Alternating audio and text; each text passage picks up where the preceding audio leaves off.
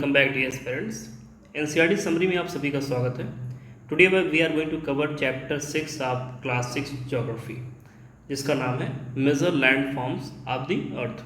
अर्थ पे जो विभिन्न प्रकार की स्थलाकृतियाँ मिलती हैं, आज उनके बारे में हम चर्चा करेंगे।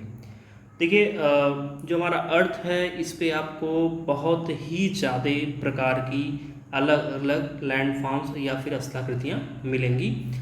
जैसे आप अपने आसपास, घर के आसपास जहाँ भी आप कहीं रहते हो, वहाँ पे भी अगर आप एक बार आउट में फील्ड में निकल जाते हैं तो आपको डिफरेंट टाइप की आकृतियाँ दिखाई देती हैं। तो उन्हीं चीज़ों के बारे में थोड़ा सा आज हम चर्चा करेंगे। ओके, तो ये लैंड फॉर्म्स जो है ये दो प्रोसेस से बनते हैं मेनली। ये दो प्रोसेस क्या क्या हैं? एक प्रोसेस आपका कहलाता है इंटरनल प्रोसेस और दूसरा कहलाता है आपका एक्सटर्नल प्रोसेस। इंटरनल को कहते हैं हम आंतरिक प्रक्रिया और एक्सटर्नल को कहते हैं बाह्य प्रक्रिया। तो जो इंटरनल प्रोसेस होता है इसमें मेनली जो रीज़न होता है इसके उत्पन्न होने का वो ये होता है कि जो अर्थ के नीचे जो संवहनिक ऊर्जा तरंगें उत्पन्न होती हैं, जो कि एक तरह से आपका एस्थेनोस्फेयर वाला भाग होता है, पार्ट होता है, उसकी वजह से जो मूवमेंट होता है, जो पृथ्वी के सरफेस पे अलग अलग जगह पे कहीं पर्वत बनता है, कहीं पठार बनता है, कहीं ज्वालामुखी विस्फोट होता है, कहीं दो प्लेटें आपस में मिल रही हैं, कहीं दो प्लेटें एक दूसरे से दूर जा रही हैं, ये सारी क्रियाएं होती हैं। अभी आप इतना जानें कि इंटरनल प्रोसेस की वजह से क्या होता है, अपलिफ्टमेंट और सिंकिंग होता है अर्थ के सरफेस का जगह जगह पर। और ये जो होता है ये इंडोजेनिक फोर्सेज यानी कि आंतरिक जो फोर्सेज होती हैं उनकी वजह से होता है। अभी ये आंतरिक फोर्सेस कैसे उत्पन्न होती है इनके बारे में चर्चा नहीं कर रहे हैं, ये हम आने वाले चैप्टर्स में डिटेल में चर्चा करेंगे। और इसके पहले वाले वीडियोज़ में जो हमने पढ़ रखा है अपने इस चैनल पर, उसमें मैंने पहले ही आपको पढ़ा रखा है सब चीज़ों के। लेकिन अभी फ़िलहाल के लिए आप इतना जानें कि दो प्रोसेस होते हैं इनका अलग अलग लैंड फॉर्म बनने का। पहला प्रोसेस इंटरनल प्रोसेस, जिसकी वजह से क्या होता है, कहीं कहीं सरफेस पे उत्थान हो जाता है और कहीं कहीं सरफेस नीचे की तरफ धंस जाता है। तो ये इंडोजेनिक प्रोसेस फोर्सेस की वजह से होता है। उसके बाद दूसरा आपका हो गया एक्सटर्नल प्रोसेस, बाह्य प्रक्रिया, जिसमें कि wearing down and rebuilding of the land surface by exogenic forces.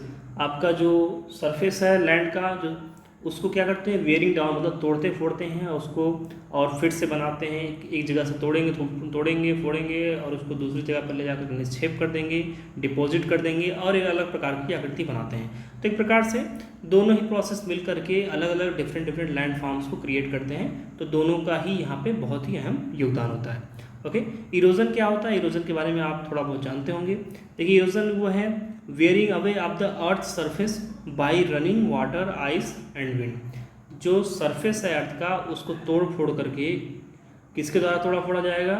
या तो बहते हुए जल के द्वारा, इट मीन्स नदियों के द्वारा, या फिर आइस के द्वारा, ग्लेशियर्स के द्वारा, या फिर हवाओं के द्वारा। उसको तोड़कर जो क्या किया जाएगा, हटा दिया जाएगा जहाँ पे वो पहले था। तो उसे कहते हैं हम इरोजन, की एक जगह से दूसरी जगह पर चीज़ें हट गई, चली गई। जैसे मान लीजिए कि अभी ये सरफेस है, अब यहाँ से क्या किया, तोड़ फोड़ करना शुरू किया इन तीनों ने मिल कर क्या तो किया, या तो कोई एक यहाँ पे जो भी प्रेजेंट रहेगा उसने मिलकर किया, उसने अकेले किया। तो क्या करेंगे, ये तोड़ना शुरू करेंगे, तो तोड़ ताड़ के यहाँ पे हटा देंगे इसको। तो कल को ये आकृति कैसी बन जाएगी, कुछ इस प्रकार की बन जाएगी। तो ऊपर कैसे टूट के हट गया ना, तो अब देखिए एक पठार जैसी आकृति दिख रही है, ऊपर उठा हुआ है बीच में और साइड जो है नीचे झुका हुआ है पार्ट। तो इस प्रकार से इनकी मदद से भी क्या होता है, विभिन्न प्रकार के लैंड फॉर्म्स बनते हैं। ओके, आइए बात करते हैं land forms can be grouped as mountains, plateau and plains. जो मेनली लैंड फॉर्म्स होते हैं उसे माउंटेन, प्लेटियाओ और प्लेन्स के रूप में हम देख सकते हैं, पर्वत, पठार और मैदान के रूप में। आइए सबसे पहले समझ लेते हैं, एक कन्फ्यूजन रहता है बहुत लोगों को ऐसा रहता है कि हिल और माउंटेन में क्या अंतर है, जो पर्वत है और जो पहाड़ी उसमें क्या अंतर होता है। तो ये है पहाड़ी और ये दूसरा वाला आपका है ये है पर्वत। इसमें अंतर क्या होता है, डिफरेंस क्या होता है? देखिए, जो पहाड़ी होती है ना, इसका जो सरफेस होता है ये थोड़ा सा अपने आसपास के एरिया से उठा हुआ होता है। जैसे मान लीजिए ये एरिया आसपास का, तो ये थोड़ा सा ऐसे उड़ गया है। ओके, तो ये कहलाता है पहाड़ी, कहलाता है हिल कहलाता है। और जो माउंटेन होता है ये क्या होता है, स्टीप हिल होता है with an elevation of more than 600 meter. इसकी ऊंचाई काफ़ी ज़्यादा होती है, लगभग 1500 से 200 फीट ऊंचा जब होता है या 600 मीटर ऊंचाई जब होती है। तो और साथ ही साथ ये कुछ इस प्रकार की आकृति बनती है। ऊपर का जो ये सरफेस वाला जो समिट वाला पार्ट है ये बहुत ही नैरो होता है और जो नीचे बेस वाला पार्ट है ये बहुत ही चौड़ा होता है। ये आपका माउंटेन का एक डिफरेंट फीचर होता है। और साथ ही साथ इसकी जो ऊंचाई होती है वो हिल से ज़्यादा होती है। इसकी ऊंचाई लगभग 600 मीटर या फिर तकरीबन कह सकते हैं 1500 से 200 फीट के आसपास इसकी ऊंचाई मिनिमम होती है, तो उसे कहते हैं हम कि ये एक पहाड़ है या फिर माउंटेन है। तो ये दो डिफरेंस आपको समझ में आ गया होगा। हिल जो है अब बिट फ्लैट समिट, इसका जो समिट होता है थोड़ा सा फ्लैट होता है, जो ऊपर का हिस्सा शिखर वाला भाग होता है थोड़ा सा चपटा होता है, लेकिन जो माउंटेन होता है इसका ऊपर का भाग स्मॉल और नैरो होता है, और इसका जो बेस होता है वो बहुत ही ब्रॉड होता है, चौड़ा होता है। तो ये बेसिक डिफरेंस है, इसको आप ध्यान रखेंगे। जो लैंड फॉर्म्स, दो प्रोसेस की वजह से जो डिफरेंट लैंड फॉर्म्स बनते हैं उनमें से कुछ के बारे में यहाँ पे दिखाया गया है।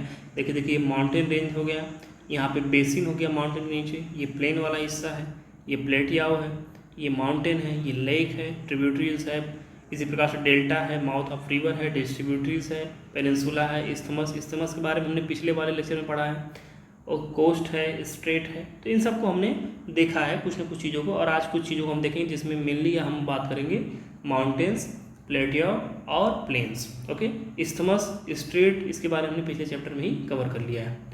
आइए बात करते हैं। There are 3 types of mountains, 3 प्रकार के माउंटेन्स होते हैं। कौन कौन से माउंटेन होते हैं? देखिए अभी हम एक ओवरव्यू लेंगे, बहुत डिटेल में नहीं घुसेंगे, कौन से माउंटेन किस प्रकार से फॉर्म होते हैं अभी इतना हमें डिटेल में जाना है, बस अभी जानना है कि माउंटेन कितने टाइप के होते हैं और मेनली उन्हें हम किस प्रकार से देखते हैं। तो फोल्ड माउंटेन जिसे हम वलित पर्वत कहते हैं, ब्लॉक माउंटेन, हिंदी में भी इसे ब्लॉक माउंटेन कहते हैं, वॉल्केनिक माउंटेन या फिर ज्वालामुखी पर्वत। तो इनके बारे में थोड़ा चर्चा करें। सबसे पहले बात करेंगे फोल्ड माउंटेन क्या है, वलित पर्वत क्या है।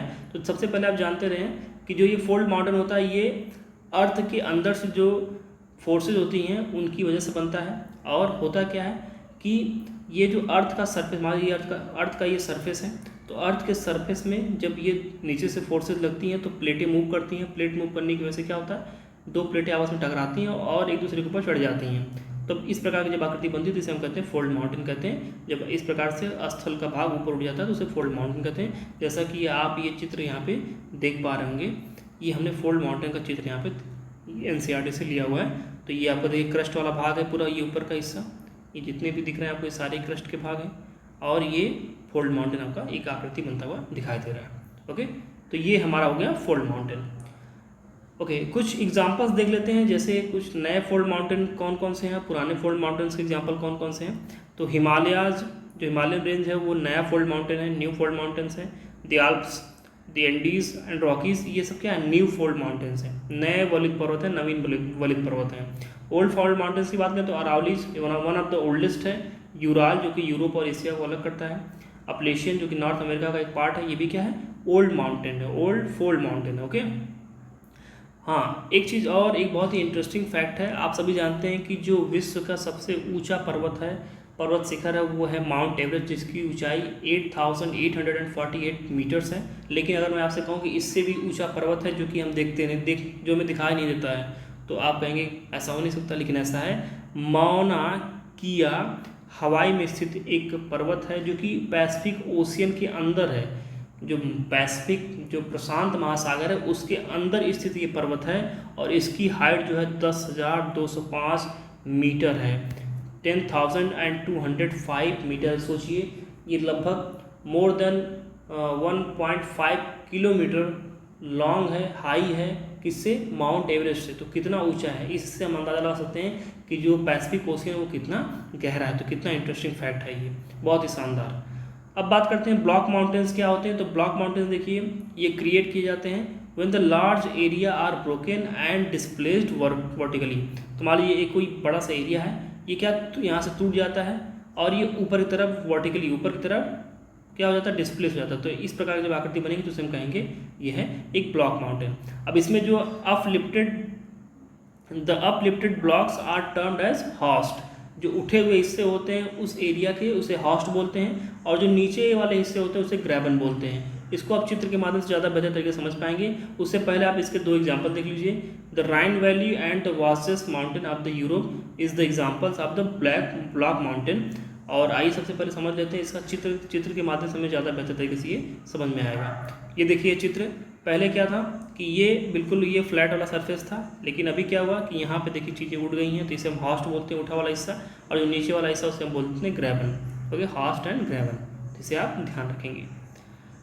अब आइए बात करते हैं वॉल्केनिक माउंटेन की बात करते हैं, ज्वालामुखी पर्वत की बात करते हैं। तो these types of mountain are form due to volcanic activities. आपको पता है जब भी धरती के अंदर से जो मैग्मा है, तरल मैग्मा, जब वो बाहर आता है तो क्या होता है, एक ज्वालामुखी के रूप में बाहर आता है। और जब इसका जो मैग्मा है लगातार ठंडा होता जाता है लावा के फॉर्म में, तो ये क्या करता है, धीरे धीरे अपने आसपास के सरफेस से ऊंचा उठ जाता है और फिर ये धीरे धीरे पर्वत का रूप लेने लगता है, जिसे हम कहते हैं ज्वालामुखी पर्वत। इसके एग्जाम्पल में देखेंगे तो माउंट किलिमंजारो जो कि अफ्रीका में स्थित एक ज्वालामुखी पर्वत है, माउंट फ्यूजियामा ये जापान में स्थित एक ज्वालामुखी पर्वत है।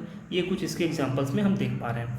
यहाँ पर हमने NCERT से ही लिया हुआ है। जो फिगर है ये एक वल्केनिक माउंटेन का फिगर है, एक ज्वालामुखी पर्वत का फिगर है, जिसमें ये दिखाया जा रहा है कि मैग्मा देखिए यहाँ पर बन रहा है बहुत ही ज़्यादा प्रेशर के साथ, और फिर ये मैग्मा ऊपर की तरफ जा रहा है और ऊपर जाकर के ये मैग्मा क्या कर रहा है, इस पूरे ऊपर जाकर के ये मैग्मा यहाँ से बाहर निकल रहा है, जिसमें बाहर निकलते वक्त अपने साथ ये बहुत ज़्यादा cloud of steam, volcanic ash और गैस, मतलब राख, बहुत सारे गैसेस, अब बहुत ज़्यादा यहाँ पे जलवाष्प भी अपने साथ लेकर निकल रहा है। और इसके साथ ही साथ जो सरफेस को ये तोड़ रहा है तो लावा बम्प्स भी यहाँ से बाहर निकल रहे हैं। ओके, और मॉल्टन मैग्मा जो है वो भी बाहर निकल के क्या कर रहा है, ठंडा हो जा रहा है और फिर ये एक स्ट्रक्चर, एक आकृति का रूप यहाँ पर ले पा रहा है।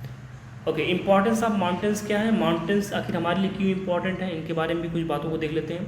सबसे पहली बात तो ये है, स्टोर हाउस ऑफ वाटर होते हैं। ग्लेशियर्स की फॉर्म में आप जानते हैं कि यहाँ पे जल का काफ़ी ज़्यादा स्टोरेज होता है, और यहाँ से जो जल है, यहाँ से कई सारी नदियाँ जो हैं ओरिजिनेट होती हैं, और जिसकी वजह से कई सारी नदियाँ वर्ष भर जल से युक्त रहती हैं। और चूँकि यहाँ पे जल है, नदियाँ यहाँ पे निकलती हैं, तो यहाँ पे हाइड्रो पावर्स प्रोजेक्ट जो है काफ़ी ज़्यादा इस्टेब्लिश होते हैं, तो इसके लिए भी काफ़ी इंपॉर्टेंट हो जाते हैं। देन ये रिवर वैलीज़ और जो टेरेसेस होते हैं, इन पर काफ़ी खेती करने की काफ़ी अच्छी आइडियल कंडीशंस होती हैं, तो इस वजह से भी ये इंपॉर्टेंट हो जाते हैं। Then rich flora and fauna, यहाँ पे कई प्रकार के अच्छे वनस्पतियाँ, कई दुर्लभ वनस्पतियाँ, कई प्रकार के दुर्लभ जीव यहाँ पे मिलते हैं, कई जंतु मिलते हैं, तो इसलिए भी ये काफ़ी इंपॉर्टेंट हो जाते हैं माउंटेन्स। देन टूरिज़्म के पॉइंट ऑफ व्यू से काफ़ी इंपॉर्टेंट होते हैं, बहुत अच्छी सीनरिक व्यू होती है, बहुत अच्छा दिखने में बहुत अच्छा लगता है। जब ग्लेशियर्स, जब बर्फ़ से पर्वत माउंटेन्स ढक जाते हैं तब वो और खूबसूरत लगते हैं देखने में, तो कई सारे लोग इन चीज़ों का लुत्फ़ उठाने के लिए इन प्लेसेस को as a tourism spot choose करते हैं, पसंद करते हैं। स्पोर्ट्स में बात करें तो ढेर सारे स्पोर्ट्स, जैसे पैराग्लाइडिंग हो गया, हैंग ग्लाइडिंग हो गया, रिवर राफ्टिंग हो गया, स्कीइंग हो गया, इस प्रकार के स्पोर्ट्स भी इन एरियाज़ में डेवलप होते हैं। अब बात करते हैं प्लेटियाओं की, बात करते हैं पठार की। देखिए प्लेटियाओ क्या होता है, एक प्रकार का ये उठा हुआ एलिवेटेड फ्लैट लैंड होता है। जैसे मान लीजिए सिर्फ सरफेस है और यहाँ से कुछ हिस्सा ऐसे मेज की तरह उठ गया है, तो इसे कह देंगे plateau. Okay, it is a flat topped table land standing above the surrounding area. ये एक प्रकार से फ्लैट, बिल्कुल फ्लैट टेबल के जैसा एक उठा हुआ भाग है अपने आसपास से, और इसे पठार कहते हैं। इसमें कई सारे पठार हैं जो कि वर्ल्ड फेमस हैं, जिसमें हम कुछ नाम यहाँ पे देख लेते हैं। जैसे सबसे पहला तो आपका इंडिया का ही है, डेक्कन प्लेटियाओ, ये इंडिया का है। देन ईस्ट अफ्रीकन प्लेटियाओ इन केन्या, तंजानिया और युगांडा में जो पूर्वी अफ्रीका का जो पठार है वो भी काफ़ी फेमस है। देन वेस्टर्न प्लेटियाओ ऑस्ट्रेलिया का जो पश्चिमी वाला जो पठार वाला भाग है वो भी काफ़ी फेमस है इसके लिए। और बात करें अगर तो सबसे इम्पोर्टेंट जो है वो तिब्बत का प्लेटियाओ, जो कि हाईएस्ट प्लेटियाओ है। इसकी ऊंचाई सबसे ज़्यादा है वर्ल्ड में। इसकी ऊंचाई लगभग 4000 से लेकर 6000 meter, 4000 meters to 6000 meter above the mean sea level. Mean sea level क्या है, इसके बारे में हमने पिछले वाले वीडियो में चर्चा कर लिया है। तो ये काफ़ी ज़्यादा ऊंचा है, कई सारे पर्वत से भी ऊंचा ये आपका जो तिब्बतन प्लेटियाओ है ये आपको दिखता है। ओके, अफ्रीकन प्लेटियाओ जो है वो किस चीज़ के लिए फेमस है, यहाँ पे गोल्ड की माइनिंग होती है, डायमंड की माइनिंग होती है। और जो छोटा नागपुर का पठार जो कि इंडिया में स्थित है, यहाँ पर आयरन की माइनिंग, कोल की माइनिंग, मैंगनीज की माइनिंग होती है। तो इस प्रकार से हम कह सकते हैं कि ये बहुत ही ज़्यादा इंपॉर्टेंट होते हैं मिनरल्स के लिए। जो प्लेटियाओज होते हैं वहाँ पे मिनरल्स काफ़ी ज़्यादा मात्रा में मिलते हैं। देन लास्ट वाला जो हमारा पार्ट है इसमें वो है प्लेन्स या मैदान कह सकते हैं। तो plains are large stretches of flat land, ये बहुत ही लंबे फ्लैट की तरफ फैले हुए बिल्कुल लैंड होते हैं, और ये 200 मीटर, लगभग 200 मीटर के मैक्सिमम 200 मीटर तक इनकी ऊंचाई होती है सी लेवल से। इससे ज़्यादा बहुत रेयरली ही मिलते हैं। तो नॉर्मली हम कह सकते हैं कि not more than 200 meter above the sea level. तो सी लेवल से बहुत ज़्यादा ये ऊँचे नहीं होते हैं। और ये किस लिए यूज़फुल होते हैं इसको भी देख लेते हैं। देखिए लैंड के बारे में आप सभी जानते हैं, एग्रीकल्चर के सबसे बड़ा इंपॉर्टेंस है, क्योंकि बहुत ही फर्टाइल लैंड होते हैं, क्योंकि नदियों के जल के माध्यम से अब बारिश लगातार होती रहती है, तो वहाँ पे काफ़ी ज़्यादा फर्टिलिटी आ जाती है। और यहाँ पे कंस्ट्रक्शन करना काफ़ी ईजी होता है। ट्रांसपोर्ट के लिए जैसे सड़कें बनाना आपको हो गया, रेलवे बिछाना हो गया, आपको ओवरब्रिज बनाना हो गया। तो इस प्रकार का कंस्ट्रक्शन करने के लिए काफ़ी इजी होता है, क्योंकि यहाँ पे बिल्कुल फ्लैट लैंड होता है, लैंड में अच्छे से आप होल भी कर सकते हैं। कई सारे बहुत ही ईजी चीज़ें होती हैं जो कि कंस्ट्रक्शन के पॉइंट ऑफ व्यू से काफ़ी ईजी होती हैं। हाउसेज अपना घर बना सकते हैं आप। इस वजह से देखेंगे इतनी सारी सुविधाएं यहाँ पे होने की वजह से क्या होता है कि यहाँ पे बहुत ज़्यादा पॉपुलेशन हो जाता है, मतलब लोग काफ़ी ज़्यादा यहाँ पे बसते हैं। तो आप देखेंगे कि इंडिया का ही जो प्लेन वाला एरिया है वो डेंसली पॉपुलेटेड है, सबसे ज़्यादा जनसंख्या वहीं पर रहती है। जबकि जो हिली एरियाज़ हैं, जो पहाड़ी वाले एरियाज़ हैं, वहाँ पे पॉपुलेशन कम है। जैसे कि अरुणाचल प्रदेश में आप देखेंगे जो उसका पॉपुलेशन डेंसिटी है वो 17 पीपल पर स्क्वायर किलोमीटर है, मतलब कि 1 स्क्वायर किलोमीटर में केवल 17 लोग ही रहते हैं। जबकि वहीं आप दिल्ली जैसे शहर का देखेंगे या फिर यूपी जैसे स्टेट का देखेंगे तो काफ़ी ज़्यादा आपको दिखेगा। दिल्ली में 11,000 के आसपास है, यूपी में 8 to 900 के आसपास है, उसी प्रकार से 1100 के आसपास बिहार में आपको डेंसिटी मिलेगी। तो काफ़ी ज़्यादा यहाँ पर डेंसिटी मिलती है, लोग काफ़ी यहाँ पर रहते हैं क्योंकि फर्टाइल लैंड है, लोगों की जीविका के लिए प्रॉब्लम नहीं आती है, प्लस चीज़ें बहुत आसानी से यहाँ पर अवेलेबल हो जाती हैं। तो डियर स्टूडेंट, ये हमने कंप्लीट कर लिया क्लास 6 का चैप्टर नंबर 6। ओके, तो आई होप कि आपको वीडियो पसंद आया होगा। इसके बाद मिलते हैं अपने अगले वीडियो में, तब तक के लिए नमस्कार।